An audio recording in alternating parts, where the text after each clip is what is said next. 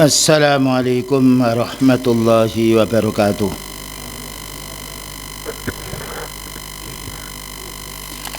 Innal hamdalillah nahmaduhu wa nasta'inuhu wa nastaghfiruh wa na'udzu billahi min shururi anfusina wa sayyiati a'malina. من يهده الله فلا مضل له ومن يضلل فلا هادي له أشهد أن لا إله إلا الله وحده لا شريك له وأشهد أن محمدا عبده ورسوله اللهم صل وسلم على نبينا محمد وعلى آله wa sahbihi ajma'in, amma ba'du.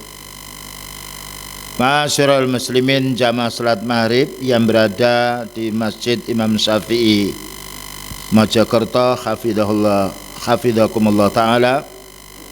Insyaallah kajian kita pada malam ini akan melanjutkan pembahasan kita di dalam kitab Riyadhus Shalihin yang ditulis oleh Al-Imam Nawawi dan juga disyarah oleh Syekh Salim bin Id, salah satu muridnya Syekh Albani hafizahullah ta'ala. Dan sebelumnya kita mohon kepada Allah subhanahu wa ta'ala, semoga kita senantiasa mendapatkan kesehatan badan dan juga bisa melaksanakan ibadah ini dengan istiqomah, terutama pada zaman sekarang yang banyak fitnahnya. Bagaimana kita senantiasa menuntut ilmu, karena ilmu ini pun imamnya semua amal. Bahkan para anbiya tidaklah mendapatkan petunjuk dari Allah Ta'ala melainkan karena sebab mendapatkan ilmu terlebih dahulu. Dan ilmu ini akan yang membuka, menyingkap semua subhat-subhat dan menjadi tenangnya jiwa ketika kita hidup ini berilmu din. Dan hendaknya ilmu yang kita ini bukan hanya sekedar pengetahuan, tapi kita mohon kepada Allah Ta'ala semoga kita bisa melaksanakan apa yang menjadi perintahnya Allah Ta'ala, dan kita juga dimudahkan untuk meninggalkan larangannya. Selanjutnya kajian kita di sini bab nomor 73. Babu husnil khuluq. Bab wajibnya kita memiliki akhlak yang baik. Akhlak yang baik ini membedakan kita dengan hewan dan membedakan kita dengan orang yang bukan muslim. Karena Allah Ta'ala mensifati orang kufar, mereka ini seperti yaitu hewan. Itu bukan dari saya, tetapi itu Allah Subhanahu wa Ta'ala memberitahu pada kita semuanya. Oleh karena itu orang muslim hendaknya memiliki akhlak yang baik. Akhlak ini budi pekerti. Bagaimana kita dengan Allah Ta'ala, dengan Rasulnya, dengan orang tua, dengan tetangga, dengan sama kaum muslimin, dengan pula anak, dengan pula yaitu orang-orang yang kufar. Dan juga Allah Ta'ala tidaklah menjelaskan tidaklah mengutus beliau melainkan agar untuk menyempurnakan akhlak. Innama bu'istu liutammima makarimal akhlak. Itu sabda beliau. Saya ini diutus oleh Allah Ta'ala untuk menjadi orang itu berakhlak mulia. Bayangkan sebelum diutus Rasulullah sallallahu alaihi wasallam, orang yang berada di kota Mekah, sekelilingnya mereka ini mulia. Tetapi ketika beliau berdakwah, akhlak yang pertama kali yang beliau sampaikan kepada manusia yang kufur adalah akhlak manusia kepada Allah, yaitu bertauhid kepada Allah Subhanahu wa Ta'ala. Di sini dijelaskan oleh Syekh Salim bin Id al-Hilali, huwal amrul jami'u li khisalil khairi. Akhlak ini merupakan perkara untuk mendapatkan kebaikan-kebaikan. Wa amalil birri, dan orang itu agar bisa berbuat baik, beramal yang baik. Alladzi yantazimu syari'atu bi asriha, Dengan itulah Allah Ta'ala menurunkan syariat ini agar kita menjadi orang yang berakhlak mulia. Nah, adapun penjelasan yang pertama, dalil wajibnya kita memiliki akhlak yang karimah yang mulia ini, Allah berfirman di dalam surat Nun ayat nomor 4, wa innaka la'ala khuluqin adzim. Sesungguhnya engkau wahai Nabi memiliki akhlak yang sangat besar, yang sangat agung. Bagaimana akhlak beliau dengan keluarganya, bagaimana akhlak beliau dengan para sahabatnya, bagaimana akhlak beliau ketika ada orang menzalimi beliau, akhlak beliau dengan orang miskin, akhlak beliau dengan orang-orang yang memusuhinya. Dan juga karena Allah Ta'ala menjelaskan pula di dalam surat Al-Ahzab mungkin ayat nomor 22, laqad kana lakum fi rasulillahi uswatun hasanatun liman kana yarjullaha wal yawmal akhir.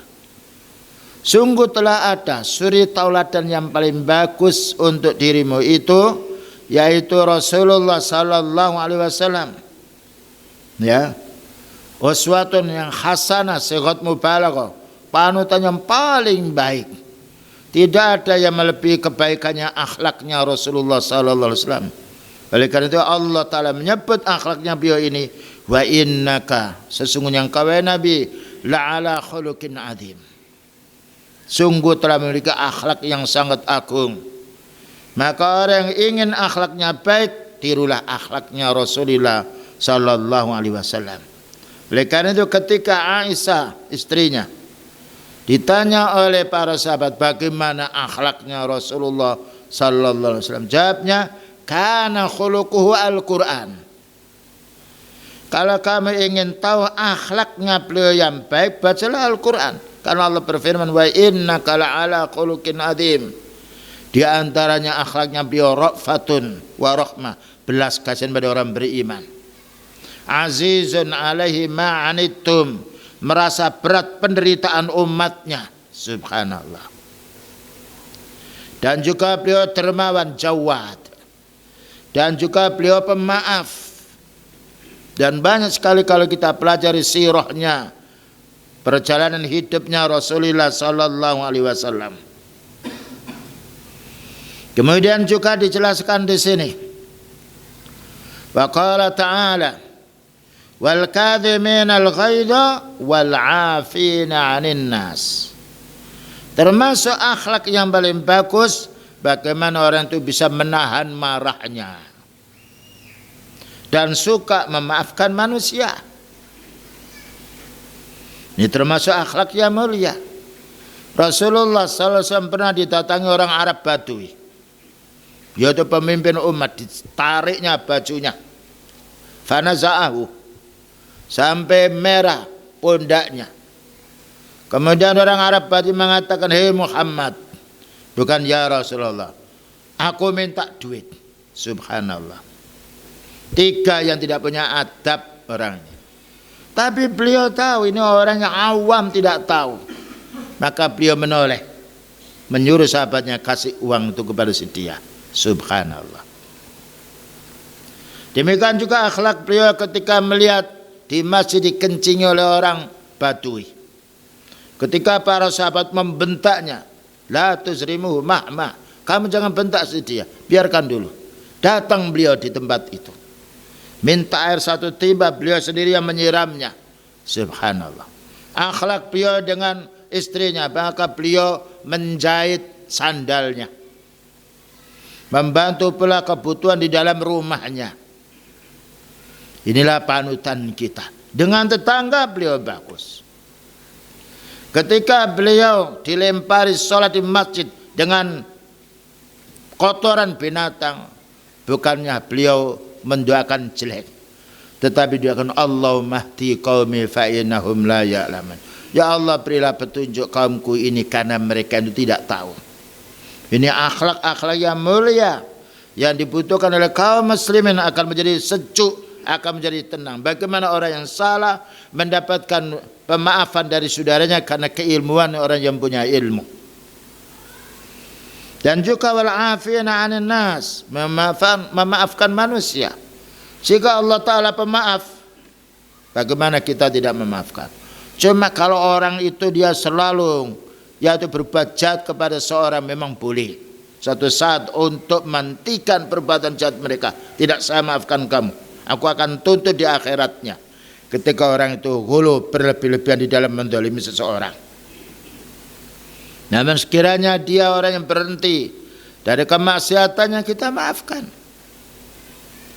Yukhbirullah ta'ala an sifatil muttaqina alladzina yarisuna jannatan na'im. Maka Syekh Salim bin Id al-Hilali menjelaskan, Allah Ta'ala mengkabarkan sifat-sifatnya orang ahli takwa, yang mereka itu akan mewarisi surga, karena surga diperoleh untuk orang beramal soleh. Annahum idza sara bihim al-ghaidu kadhimuhu, ketika mereka dilanda yaitu kemarahan, mereka bisa menyimpannya. Bayangkan Rasulullah SAW hidup dengan istrinya, dan beliau mengerti wanita itu kurang akalnya. Ketika terjadi suatu kisruh dalam rumah tangga, maka beliau diam. Ya, maka beliau menasihati dengan baik, dan beliau hijrah menjauhi istrinya sekian-sekian hari, masuk kamar sendiri. Tapi tetap dinasihat, turun ayat. Ya nisa'an Nabi, hai istri-istri Nabi, kalau kalian tuh ingin hidupmu dengan Rasulullah SAW, ingin mencari urusan dunia, maka hai Nabi, beri kesempatan. Kamu saya cerai, kamu saya kasih, kami akan beri apa yang menjadi permintaanmu. Ataukah engkau mencari urusan akhirat, engkau bersabar dengan kami. Subhanallah. Tetapi wanita-wanita yang mukmin tidaklah melihat matanya dengan urusan dunia, merasa sejuk mendapatkan suami seperti Rasulullah sallallahu alaihi wasallam. Fahum ma'akafis syarri ya'funa amman dhulmihim fi anfusihim. Orang-orang ahli takwa ini, walaupun dia memaafkan kesalahan saudaranya, tetapi menahan pula kezaliman. Mereka tidak boleh menzalimi terhadap diri mereka. Fala yabqa fi anfusihim mujidatan ala ahadin. Tidak terdapat di dalam hatinya rasa kedengkian dan rasa panas hati. Karena apa? Allah berfirman, wallahu yuhibbul muhsinin. Allah mencintai orang yang berbuat baik. Selanjutnya, setelah beliau menjelaskan pentingnya kita berakhlak mulia dengan menghadirkan ayat-ayat, dan ayat ini bukan hanya 2 ayat ini, tapi banyak sekali. Beliau menyebut sebagiannya, padahal masih banyak ayat yang menjelaskan tentang akhlak. Wa ma arsalnaka illa rahmatan lil alamin. Tidaklah kami mengutus kamu wahai Nabi, melainkan menjadi sebab rahmatnya alam semesta. Lalu Imam Nawawi rahimahullah ta'ala menjelaskan tentang hadis beliau berkenaan dengan akhlak. Inilah ulama dahulu menyampaikan din yang ini masih banyak kita lupakan. Berapa banyak masyarakat ini kita kasih nasihat dengan pemikiran kita, dengan nenek moyang-moyang kita, tetapi jarang kita itu menyampaikan, terutama dalam pendidikan. Ya, maka beliau memberi wasiat kepada umatnya, wasiat qaul Ta'ala wa qaulin Nabi sallallahu alaihi wasallam. Wa Anas radhiyallahu anhu qala, bersumber dari Anas, yang itu adalah khatibnya beliau selama 10 tahun. Kana Nabi sallallahu alaihi wasallam, kana Rasulullah sallallahu alaihi wasallam ahsanan nasi khuluqan. Adalah Rasulullah sallallahu alaihi wasallam paling baiknya akhlak manusia. Ahsanan nas, paling baiknya manusia dalam hal apa? Khuluqan, akhlaknya. Karena orang itu apabila memiliki akhlak yang baik, walaupun dia miskin, mulia di hadapan manusia, apalagi di hadapan Allah. Karena Allah Ta'ala menilai kita bukan harta, bukan kedudukan, dan bukan kesehatan badan, menilai kita, inna akramakum indallahi atqakum, yang paling mulia kamu itu di sisi Allah Ta'ala adalah yang paling takwa. Maka hadis ini dijelaskan oleh Syekh Salim bin Id Al-Hilali, mannallahu ta'ala ala abdihi wa rasulihi sallallahu alaihi wasallam.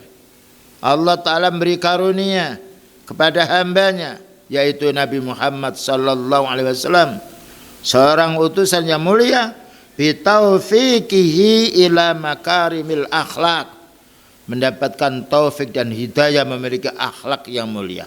Bahkan sebelum menjadi utusan telah difahami, diakui oleh bangsa Arab yang masih kufur itu, bahwasanya beliau al-amin, orang yang dapat dipercaya. Itu belum menjadi utusan. Setelah menjadi utusan, ketika beliau menyampaikan tauhid yang itu bertolak belakang dengan orang musyrik, dijuluki dengan gila, anta majnunun. Tetapi Rasulullah SAW bersabar, tidak mengembalikan kamu yang gila. Karena pada dalam ayat innal hasanati yudhibnas sayyiat, maka perbuatan-perbuatan yang baik itu hendaknya menutup perbuatan yang jelek. Fa'at bi'is sayyi'atal hasanah, tutup kejahatan itu dengan kebaikan. Dan ini tidak mungkin kecuali orang punya ilmu, yang mendalam ilmunya, yang ma'rifatullah, mengenal Allah, bahwa Allah Ta'ala akan beri pahala bagi orang beramal baik. Karena manusia punya hawa nafsu, umumnya kalau dinasihati menantang, melawan, padahal belum tentu dia bisa membantahnya. Tapi para ulama sunnah ketika mendapatkan nasihat dari Allah Ta'ala maupun Rasulnya sallallahu alaihi wasallam selalu menerima dengan baik hati. Summa asna alaih, kemudian Allah Ta'ala memujinya, yaitu dengan yatakhalla bihi min jamil akhlak, memiliki akhlak yang mulia. Wa innaka la'ala khuluqin adzim. Kemudian berikutnya hadis yang nomor 622, dan pentingnya kita berakhlak yang mulia. Wa anhu, bersumber dari Anas pula, qala ma masastu dibajan la hariran alyana min kaffi Rasulillahi sallallahu alaihi wasallam. Anas bin Malik radhiyallahu anhu, sahabat yang menemani beliau cukup lama 10 tahun. Tidaklah aku pernah menyentuh sutra yang tebal atau sutra yang tipis semisal lunaknya, lembutnya tangannya Rasulullah sallallahu alaihi wasallam. Beliau pemaaf, dan juga beliau mengerti kesalahan seseorang, mengerti kekurangannya.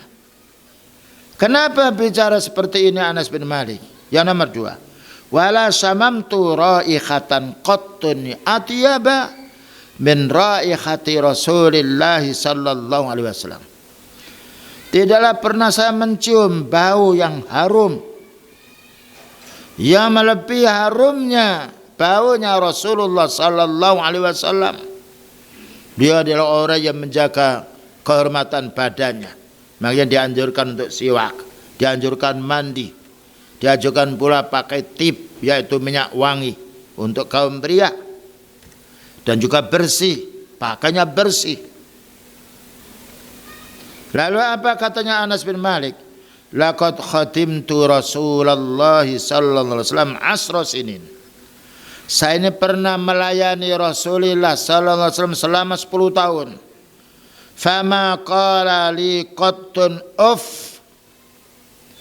Tidak pernah selama 10 tahun ini beliau berkata kepada saya, teguran tidak. Kenapa? Karena sahabat Anas orang yang mulia, mengerti kewajiban dia di dalam rumah tangga, mengerti apa yang dimaksudkan oleh Rasulullah SAW kebutuhan di dalam rumahnya. Ini baiknya kalau pelayan dia punya ilmu, yang dilayani punya ilmu, menjadi ketenangan jiwa. Nah, makanya beliau memuji yaitu Anas ini, dan didoakan mendapatkan ilmu, tidak akan juga umurnya panjang. Umur panjang, didoakan umur panjang dan amal soleh. Tapi kita tidak cukup mendoakan atalallahu umraka. Semoga Allah Ta'ala mempanjangkan umurmu kurang. Semoga Allah Ta'ala mempanjangkan umurmu dalam kebaikan. Karena panjangnya umur tidak menjamin baiknya seorang. Tapi semoga Allah Ta'ala mempanjangkan umur dengan amal yang baik. Itulah yang harus kita fahami.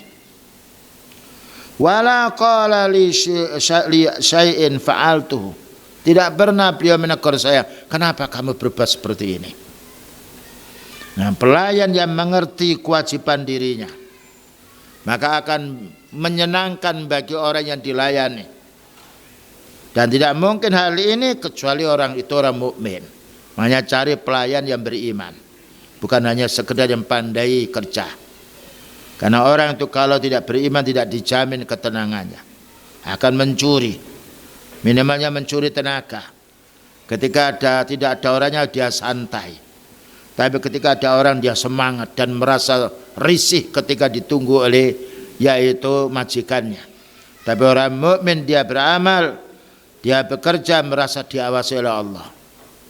Wala li syai'in lima af'aluhu. Tidak pula pernah beliau menanya, kenapa saya ini berbuat seperti ini?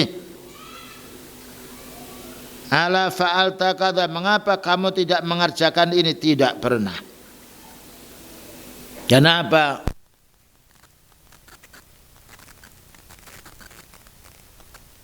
Akhlak yang baik. Maunya upayakan mencari pegawai bukan hanya sekedar rikat, bukan hanya sekedar yaitu keterampilan, tapi didahulukan keimanan. Kemudian kita baru mencari ahlinya dia kerja. Hadis ini diriwayatkan oleh Imam Bukhari Muslim.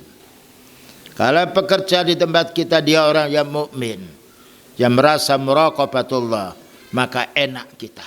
Bahkan mungkin kita akan belas kasihan kepada pekerja kita karena jujurnya dan karena keamanan di dalam imannya. Yang dapat diambil kesimpulan dalam hadis ini, kisahnya Anas bin Malik menjadi pelayan beliau selama 10 tahun ini. Dan semoga ini menjadi perhatian untuk kita semuanya. Tawadu'ul muslimi li akhil muslimi indal musafaqa bihaisu yakunu basusul wajhi basamul thagari linul janib. Tawaduknya orang muslim terhadap orang muslim. Tawaduknya Anas kepada beliau sallallahu alaihi wasallam, tawaduknya beliau kepada pelayannya Anas bin Malik radhiyallahu anhu. Dan indal musafah, lapang dada. Dan juga yaitu berwajah yang berseri, berwajah yang menggembirakan. Selalu senyum dan berakhlak yang lembut. Bayangkan kalau kita punya keluarga seperti ini, nikmat hidup. Tapi kalau kita punya keluarga yang sebenarnya akhlaknya jelek, sedih kita. Ya nomor 2, al-khaddu ala tanadzufi wa tatayyubi wa hadza kana fi'luhu sallallahu alaihi wasallam. Anjuran kita ini supaya menjadi orang bersih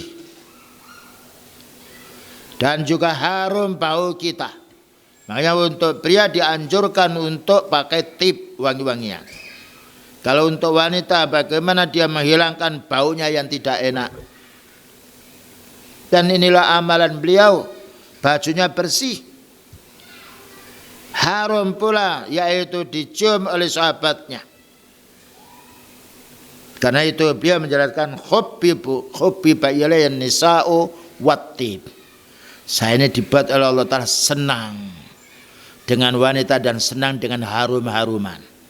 Namun wanita tidak boleh memakai parfum yang sampai tercium oleh wanita, oleh laki-laki. Kalau sampai tercium itu wanita zaniyah, itu wanita yang pelacur. Tetapi cukup menghilangkan bau yang tidak enaknya dengan ya dikasih sesuatu yang ada di ketiaknya atau yang lainnya. Dan bajunya hendaknya baju yang bersih. Karena kita senang dengan bau yang enak. Demikian juga kita tidak senang kalau ada keluarga kita bajunya baunya tidak enak.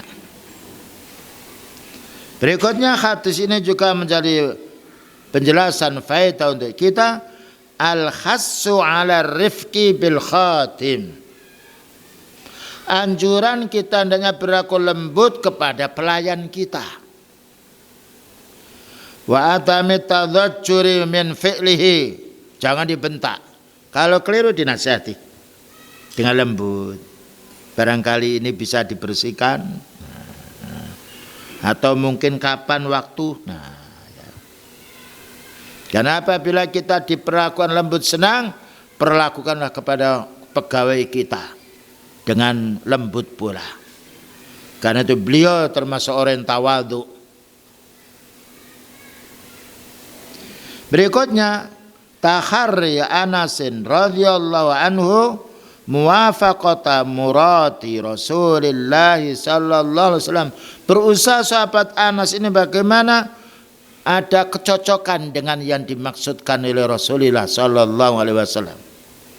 Kalau beliau tahu bahwasanya ini tempat ini kotor, segera disapunya.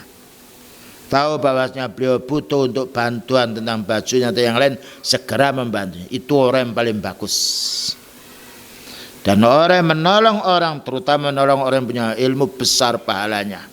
Wallahu fi aunil abdi, ma kanal abdu fi auni akhi. Allah akan menolong hamba selagi hamba itu mau menolong saudaranya.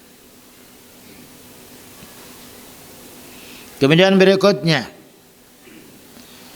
hadis nomor 623. Wa anis Sa'bi bin Jassamah radhiyallahu anhu qala ahdaitu Rasulullah sallallahu alaihi wasallam khimaran wakhshiyan. Saya pernah memberi hadiah, ini seorang sahabat, memberi hadiah kepada Rasulullah sallallahu alaihi wasallam daging khimar. Khimar maksudnya keledai hutan. Ya, yang itu diburunya, ya diburu kemudian disembelih lalu dikasihkan kepada beliau.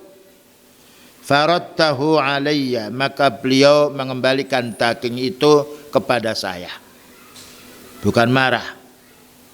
Falamma ra'a ma fi wajhi, mungkin orang ngasih kok ditolak. Tatkala beliau melihat wajahku ini kurang senang, saya memberi kok ditolak.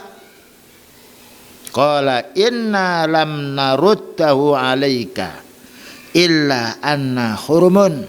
Nah, sesungguhnya kami tidak menolak pemberianmu wahai Suhaib, wahai Sa'bi, tetapi saya ini dalam keadaan ihram, dilarang makan daging buruan. Karena orang berburu pada waktu ihram tidak boleh. Nah saat itu Sa'bi itu berburu, dijelaskan.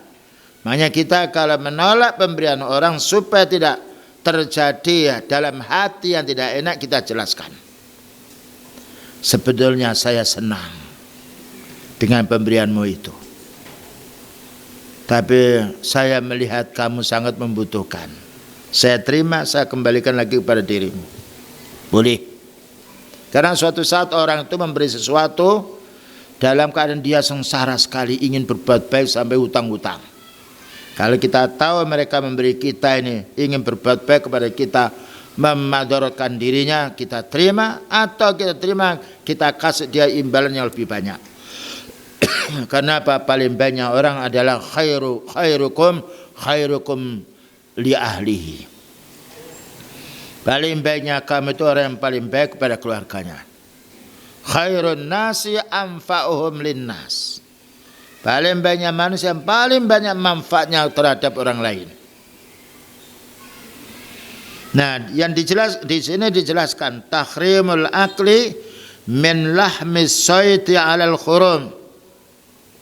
Karena apa? Inna saytahu li ajlihi. Diharamkan makan daging buruan ketika orang itu dalam keadaan berikhram. Ikhram haji maupun ikhram umrah. Selanjutnya, Istighbabu qabulil hadiyah wal aklu minha. Dianjurkan kita menerima hadiah itu dan juga kita makannya ketika kita senang.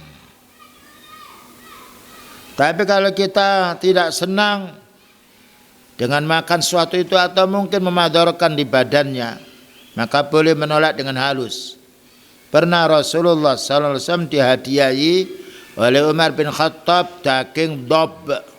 Dob itu seperti nyambe, tapi bukan nyambe, warnanya agak kuning. Apa kata beliau? Hadza laisa min ta'ami. Ini saya tidak biasa makan daging seperti ini. Disampaikan udurnya. Bukan hanya sekedar ditolak, tetapi sampaikan supaya mereka senang. Dan juga menyampaikan sebetulnya saya itu senang sekali, tapi biasanya kalau makan seperti ini, nah badan saya gatal, tidak bolehkah saya berikan sama orang? Atau kalau kita tahu dia ini kalau kita tolak pemberiannya, kita terima lalu kita kasihkan kepada orang yang berhak untuk menerimanya. Kemudian juga la yajuzu qabula ma la yakhillu minal hadiyah. Tidak boleh kita menerima pemberian yang kita tidak halal menerimanya. Contohnya apa? Kita punya duit sudah sampai nisab. Lalu ada orang yang ngasih kita zakat. Boleh kita tolak. Atau kita ambil, kita berikan kepada orang yang berhak menerima zakat. Seperti di Ma'had itu biasanya kalau tahun akhir itu pembagian zakat, mengumpulkan zakat. Nah, kalau kita tahu bahwa kita tidak berhak menerima zakat itu, bisa kita kembalikan atau kita salurkan kepada orang yang berhak. Rasulullah SAW tidak menerima dari sedekah, tidak menerima zakat karena memang ada larangan dari Allah Subhanahu wa taala. Baik, kita dengarkan adzan dulu. Kita lanjutkan hadis nomor 624 berkenaan dengan hendaknya kita memiliki akhlak yang karimah atau mulia. Wa 'anin Nawas bin Sam'an radhiyallahu anhu qala sa'altu Rasulullah sallallahu alaihi wasallam 'anil birri wal ismi. Saya pernah menanya Rasulullah sallallahu alaihi wasallam tentang berbuat baik dan berbuat dosa.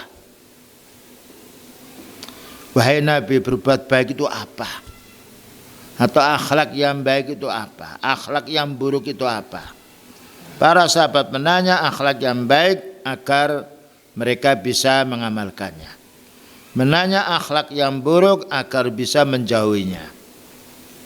Kalau jawabnya mudah. Al-birru husnul khuluq. Berbuat baik itu kalau kamu punya akhlak yang mulia.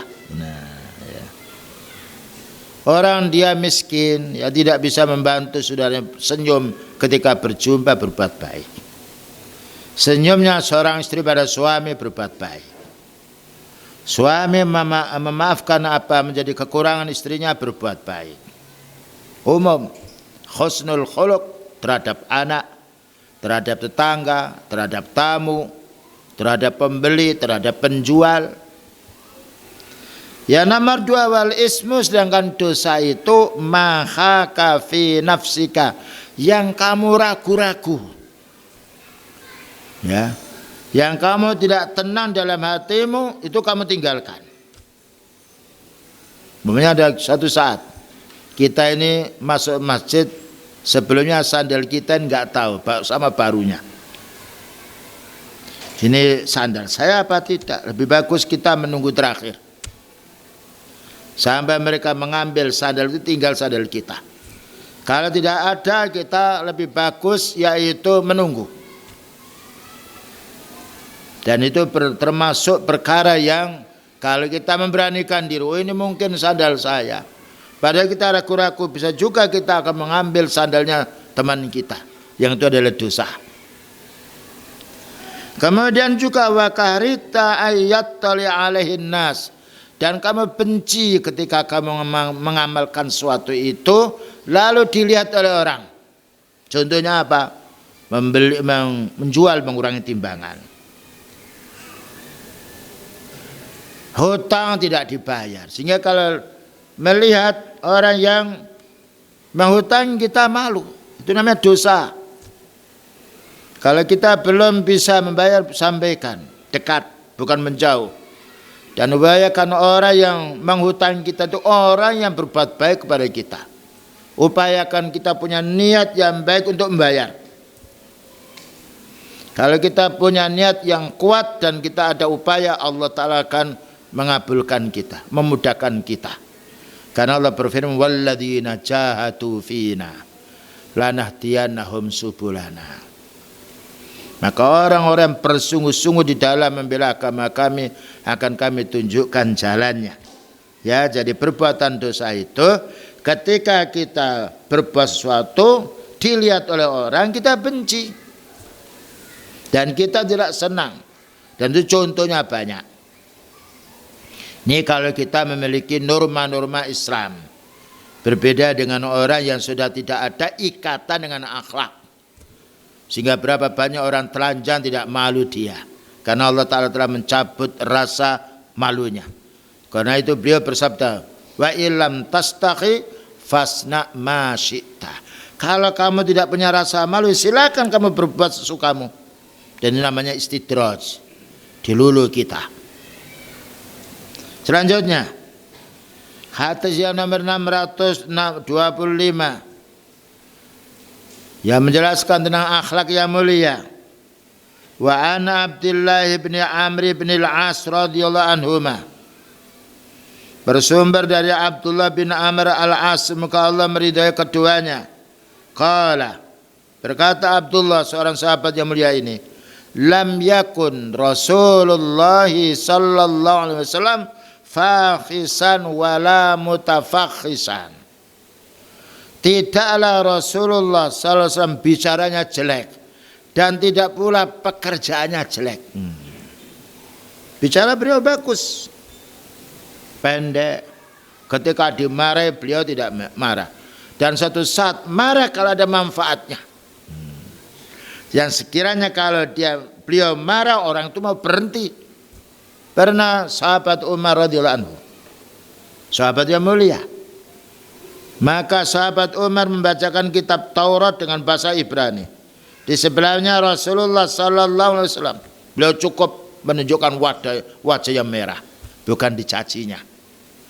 Nah, ketika Umar radhiyallahu anhu melihat bahwasanya beliau tidak senang, maka berhenti. Apa katanya? Wahai Umar, seandainya Nabi Musa alaihissalam dia hidup, tentu dia akan mengikuti sunnahku. Kalimat yang cukup pendek. Dengan itu sahabat Umar memberitahu raditu billahi rabba wa bil islami dina wa bi Muhammadin nabiyya wa rasulah. Aku ridha Allah Ta'ala ini Rabbku. Nah. Dan Nabi Muhammad adalah utusan Allah, ya nabiku. Aku ridha Islam ini agamaku. Begitu indahnya hidupnya orang punya ilmu, berpapasan dengan orang punya ilmu. Wala mutafakhisan, dan juga tidaklah akhlaknya yang buruk. Dia punya akhlak yang baik. Ini beberapa saat yang lalu, bahkan juga masih ada sekarang, mengaku as-salafus salih mencaci. Ya, mengeluarkan kalimat-kalimat yang buruk kepada saudaranya. Padahal tanda kesempurnaan iman seseorang. Man kana yu'minu billahi wal yawmil akhir falyakul khairan aw liyasmut. Siapa yang beriman kepada Allah Ta'ala dan hari akhir, bicaralah yang baik atau diam. Wa kana yaqulu, dan adalah beliau bersabda, inna min khiyarikum, paling baiknya kamu itu wahai sahabatku, aksanukum akhlaqo, paling baik akhlaknya. Kalau kita menjumpai dalam keluarga, ya bicaranya baik, ya seorang anak itu baik pada orang tuanya, orang tua baik pula pada anaknya, suami juga baik pada istrinya, istri juga bisa menjaga ucapannya, tidak mengangkat suaranya melebihi daripada suaranya suami, bagus. Dan itu yang menjadi sejuknya hati, yang menjadi timbul belas kasihannya. Nah, makanya beliau bersabda, istausu bin nisa'i khairah. Seringlah kamu menasihati wanita itu dengan nasihat yang baik. Karena apa? Umumnya wanita takfurnal ashira wa taksurnal la'nah.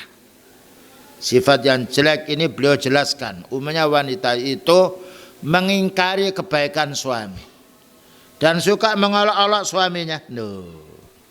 Itu pas ketika Rasulullah SAW khutbah Id, datang di jamaah wanita.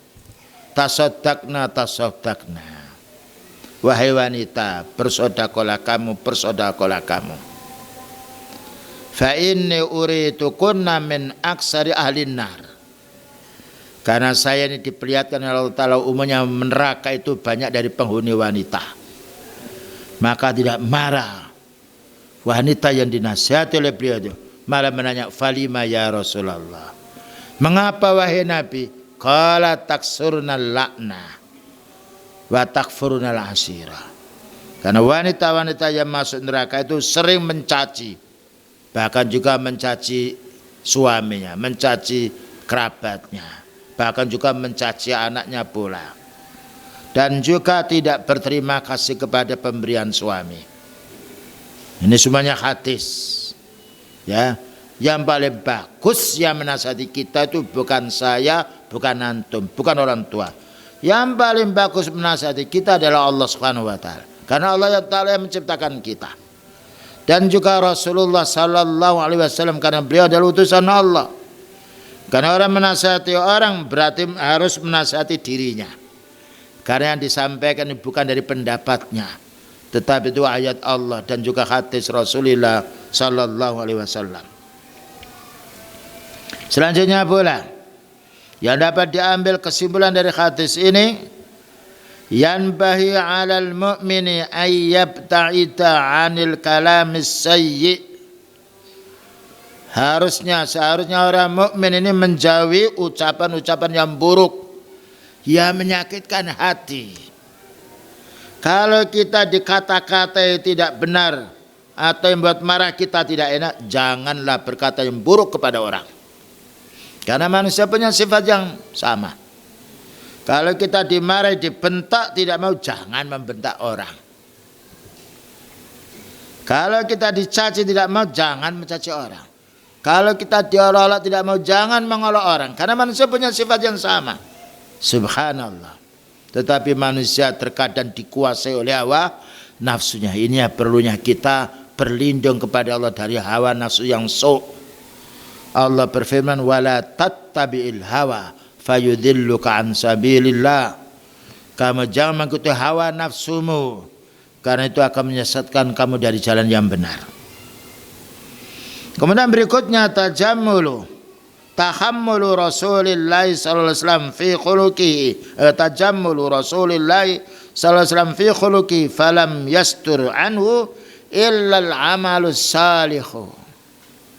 Baiknya akhlaknya beliau, indahnya akhlaknya beliau, tidak muncul yang dari beliau entah ucapannya, entah perbuatannya, kecuali amal yang soleh. Karena itu beliau menjadi suri tauladan kita. Husnul khuluq maitanun litanafusi bainal mu'minin. Akhlak yang baik ini merupakan lapangan yang harus berbondong-bondong kaum muslimin untuk meraih akhlak yang mulia. Bagaimana kita mendahului berakhlak mulia sebelum mereka berakhlak mulia kepada kita. Ya, terutama orang yang kuat, jangan menghina orang yang lemah. Orang kaya jangan menghina orang miskin dan jangan menghina orang yang lemah. Orang punya kedudukan jangan dia menyombongkan diri dengan kedudukannya. Tapi kita lihat kedudukan itu amanat dari Allah. Allah melihat kita, kebaikan akhlak kita. Makanya beliau walaupun jadi imam seluruh dunia, beliau paling baiknya umat. Kemudian juga berikutnya wa an Abi Darda radhiyallahu anhu, bersumber dari Abu Darda, hadis nomor 626.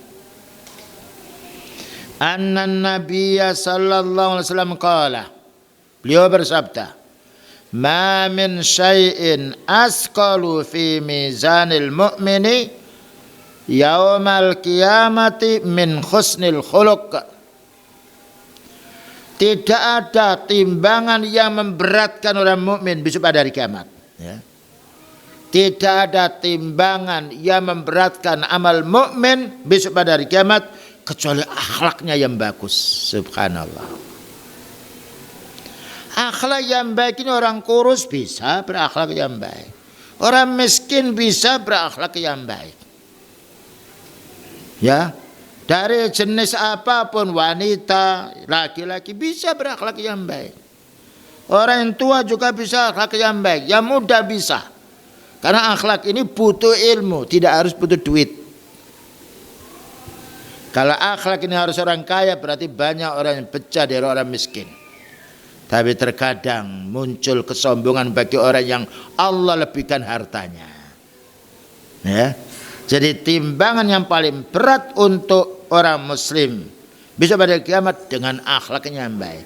Karena akhlak baik ini bisa dengan tutur katanya, bisa dengan kesabarannya, bisa dengan kerendahan hatinya, bisa dengan qanaahnya menerima, bisa juga selalu memaafkan orang. Subhanallah.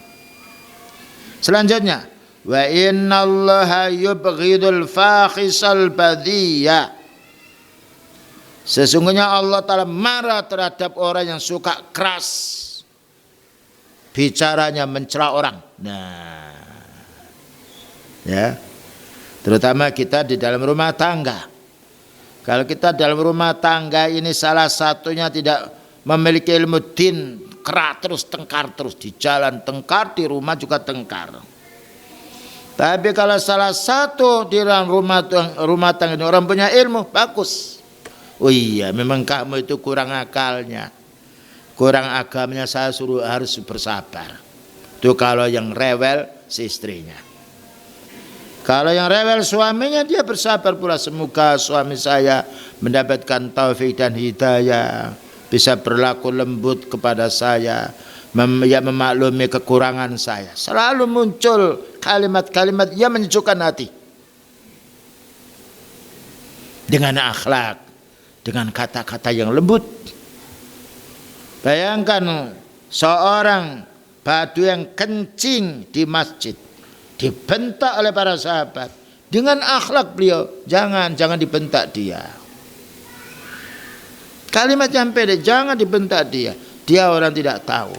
Beliau datang satu dengan kalimat yang baik, jangan dibentak. Yang nomor dua, dengan akhlaknya beliau datang, mengambil air dibersihkan sendiri. Muncul lagi akhlaknya, ini masjid untuk sholat, bukan dibentak, bukan menajamkan matanya di hadapan orang Al-Badui, disampaikan dengan lembut, ini masjid untuk sholat. Subhanallah. Ketika diperlakukan oleh beliau dengan akhlak yang mulia, dengan bicara yang menyenangkan, berdoa orang Arab Badui ini, Allahumma arhamni warham Muhammadan wala tarham ghairana. Dipanggilnya Allah, ya Allah, belas kasihanilah saya dan belas kasihanlah Rasulullah sallallahu alaihi wasallam, dan engkau ya Allah jangan kamu belas kasihan pada orang-orang selain saya dengan beliau. Padahal orang Arab Badui ini tidak dikasih duit oleh beliau, tapi akhlak yang mulia itu melebihi daripada urusan harta. Karena akhlak yang mulia itu tersentuh dalam hatinya, terkenang terus dia. Oh, si fulan saya caci, malah dia bersabar saja. Dan berapa banyak para pemuda pada zaman sekarang ketika dia tahu, afwan Ustadz, ya dulu saya menghibah, dulu saya mencaci Ustadz, maafkan, kita maafkan. Yang dapat kita ambil kesimpulan dalam hadis ini, isbatul mizan alladhi yazinul hasanat was-sayyi'at yaumal qiyamah. Beratnya timbangan amal kita besok pada hari kiamat tergantung dengan akhlak kita. Akhlak kita kepada Allah, bertauhid, beribadah kepadanya. Akhlak kita kepada Rasulullah sallallahu alaihi wasallam, mengikuti sunnahnya.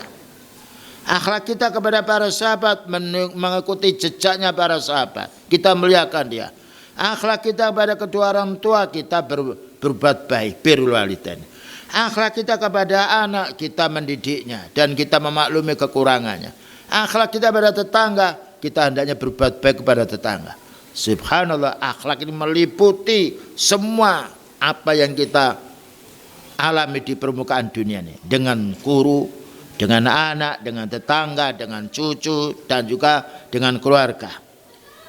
Selanjutnya pula dijelaskan di sini, husnul khuluq min a'zamil a'malis salihah allati yajiduhal abdu fi sahifatihi yaumal qiyamah. Akhlak yang baik ini paling besarnya amal soleh. Jadi akhlak yang paling bagus ini paling besarnya amal soleh, timbangannya besok pada hari kiamat. Dan paling baiknya catatan. Ya. Karena akhlak tidak harus memiliki kedudukan. Akhlak itu dibutuhkan ilmu dan dibutuhkan amal. Sedangkan kita untuk menuntut ilmu din ini tidak punya ijazah bisa. Berbeda kalau kita harus bekerja dalam satu perusahaan, diminta ijazahnya. Untuk menuntut ilmu din kita hadiri dalam majelis taklim, kita bisa berbuat baik kepada anak, keluarga, subhanallah. Selanjutnya hadis. Wa ana Abi Hurairah radhiyallahu anhu qala su'ila Rasulullah sallallahu alaihi wasallam an aksari ma yudkhilun nasal jannah. Pernah beliau ditanya, ya menanya para sahabatnya, wahai Nabi, amalan apa yang banyak memasukkan manusia ke surga? Nah ya, amalan apa yang paling banyak memasukkan orang ke dalam surga? Para sahabat dulu itu menanya tentang kebahagiaan yang kekal, bukan menanya wahai Nabi, unta apa yang paling bagus, tidak. Makanan apa yang paling enak, tidak. Villa apa yang paling bagus, tidak. Yang ditanya, wahai Nabi, amalan apa yang paling banyak orang itu bisa masuk dalam surga? Dua. Qala taqwallah wa husnul khuluq. Subhanallah. Taqwallah wa husnul khuluq. Pertama, taqwallah, jalin hubunganmu dengan Allah dengan salat, berzikir, istighfar, bertasbih, mengamalkan perintahnya yang wajib maupun sunnah. Yang nomor dua, wa husnul khuluq, bagaimana kamu bisa berbuat baik sama manusia. Hubungan kita dengan Allah, beribadah kepadanya. Hubungan kita sama manusia, berakhlak yang baik. Ketika kita jual beli, ketika kita membeli, ketika kita menjual, ketika kita pinjam, ya, ketika kita hutang, ketika menghutangi orang, berhadapan dengan orang miskin, berhadapan dengan orang kaya, subhanallah, kunci masuknya surga dua. Hubungan yang baik kita dengan Allah, hubungan yang baik dengan sama manusia. Dan kalau masyarakat memiliki akhlak yang baik, tenang, menjadi sebab turunnya rezeki Allah. Tapi kalau orang itu pencuri, hanya orang miskin dimakan oleh mereka, penipu, pembohong, mengurangi timbangan, mengurangi takaran, mengambil yang bukan haknya, Allah akan menghukum di dunianya dengan kegelisahan dan juga dengan kemiskinan. Tapi kalau orang itu mau jujur, subhanallah. Wasu'ila an aksari ma yudkhilun nasan nar. Nah, ditanya lagi, wahai Nabi, amalan apa, dosa apa yang paling banyak yang memasukkan manusia itu ke neraka? Nah, tadi menanya yang baik. Wahai Nabi, dosa apa, perbuatan apa yang menjadikan manusia itu masuk neraka kekal? Dua. Al-fammu, luputnya lidahmu. Lidah ini paling banyak bekerja. Berantakan, berantem suami istri sampai cerai karena lidahnya. Dengan tetangga perang karena lidahnya. Dengan anak orang tua perang juga karena lidah. Menurut umumnya lidah ini harus ditutup dulu. Baru kalau mau bicara berpikir, saya ini berbicara banyak manfaatnya apa tidak. Dan sekarang kita lihat keresahan manusia, entah itu lewat internet yang lain dengan lidah. Ditulisnya. Ya, penipuan dengan lidah. Membohongi orang dengan lidah. Memfitnah orang dengan lidah. Menggonjeng orang dengan lidah. Menghibah orang dengan lidahnya. Ini pertama menjadi sebab masuknya neraka. Yang nomor 2 al-farju, syahwat yang haram. Nah ini, jadi penyakit yang memasukkan manusia ke neraka 2. Penyakit subhat yang itu sumbernya dari lisan. Penyakit syahwat yang sumbernya dari farji. Berapa banyak orang berbuat zina pada zaman sekarang? Zaman dulu kesulitan karena tidak ada HP. Zaman sekarang mudah, lewat Facebook, lewat WA, lewat kawan kerjanya. Di mana pamit saya mau pergi, ternyata bukan pergi dia. Ditunjang lagi dengan pakaian-pakaian yang membuka aurat. Nah, ditunjang lagi adanya obat penolak hamil. Beda dengan dulu, saya pernah kunjung yaitu di Trenggalek, di pegunungan. Mbak putrane pinten, rolas nak. Masih umur 55 rolas. Beda sekarang nak, sekarang itu banyak orang tidak mau hamil dimakan obat. Nah, padahal dia kerjanya di ladang, 12 dia, sehat saja. Subhanallah. Dia ngomong sekarang lain. Nah, sekarang ada obat untuk tidak hamil. Itu bahayanya orang berbuat zina. Ketika ada pil yang yaitu menahan dia berbuat yaitu hamil, sehingga apapun dikerjakan perbuatan jahat dengan sebab adanya obat-obat penghalang kehamilan. Nah, ini dunia pada zaman sekarang. Nah, kalau sudah manusia perbuatannya jahat, zina, naudzubillah min dzalik, tidak ada kemuliaannya. Karena itu kita harus mencari betul-betul pasangan yang bersih, al-muhsanat. Karena pada zaman sekarang wanita ini harus lebih banyak diam di rumah. Dan kalau punya anak yang banyak di rumah senang. Karena disibukkan untuk mencari pahala di tengah-tengah kesulitan atau kesibukan anaknya. Tapi kalau orang dia tidak punya anak, memang sengaja, lalu suaminya keluar, kebingungan pula dia, kecuali orang yang kuat imannya. Dan wanita itu lebih mudah untuk kena pengaruh daripada laki-laki itu sendiri, apalagi kurang imannya. Inilah fitnah pada zaman sekarang. Selanjutnya pula tambahan hadis satu lagi.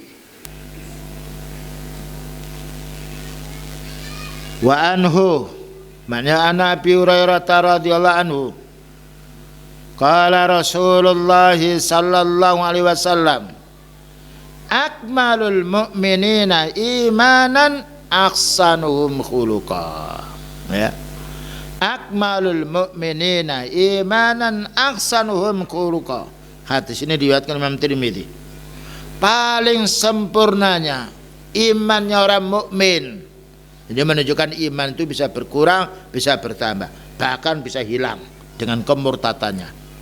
Berkurang karena maksiat, bertambah karena yaitu amal soleh.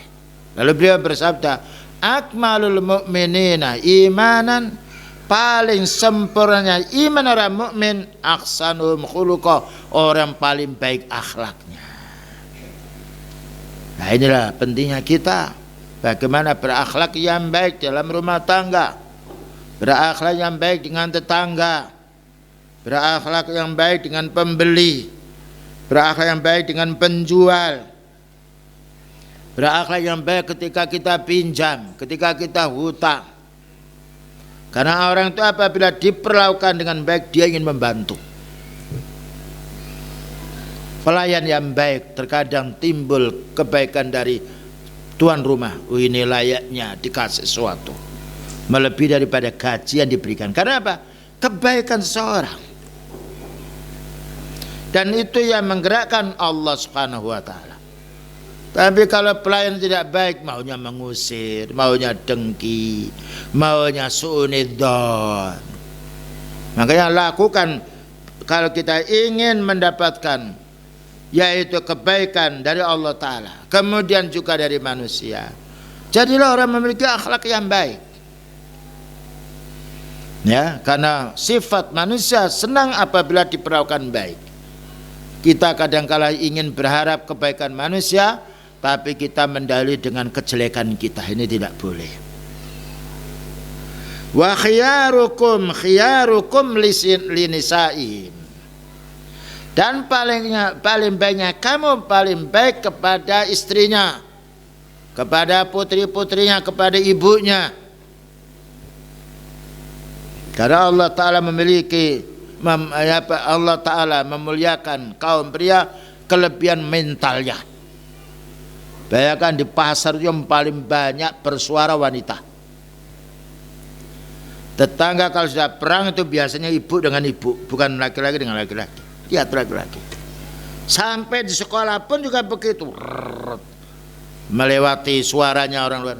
Ternyata terkadang pula dalam pengajian juga begitu, bicara sendiri, ngobrol, malah senang bawa anak-anaknya nangis dibiarkan dia.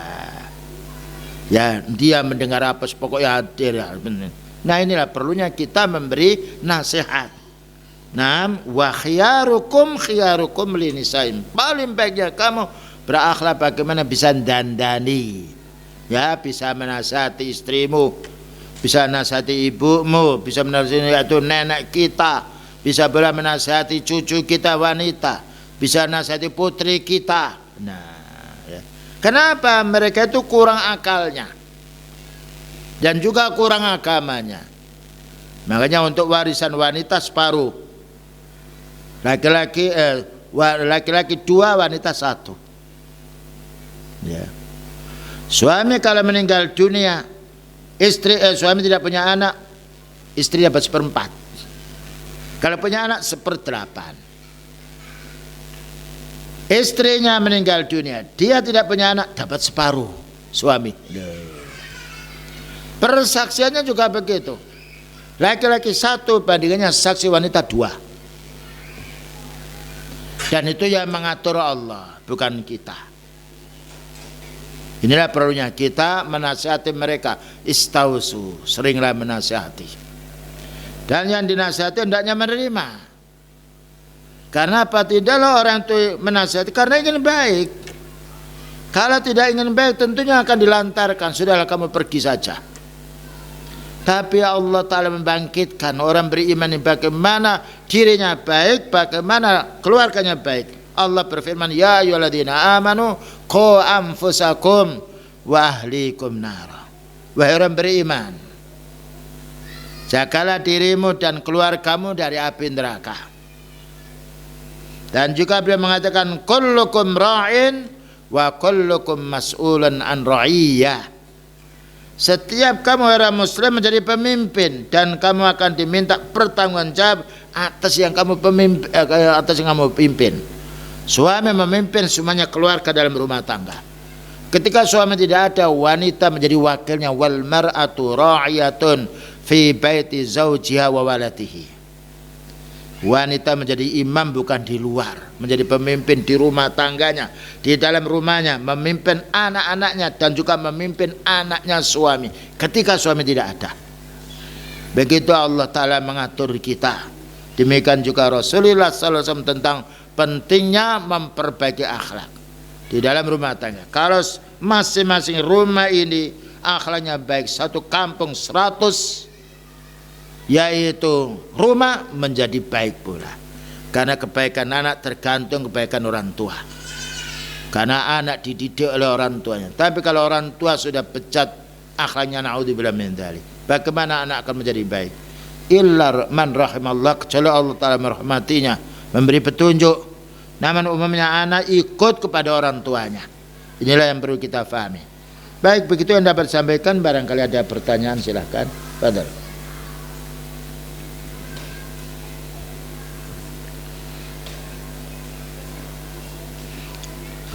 Yang keras. Mana? Gak ada ya? Waalaikumsalam.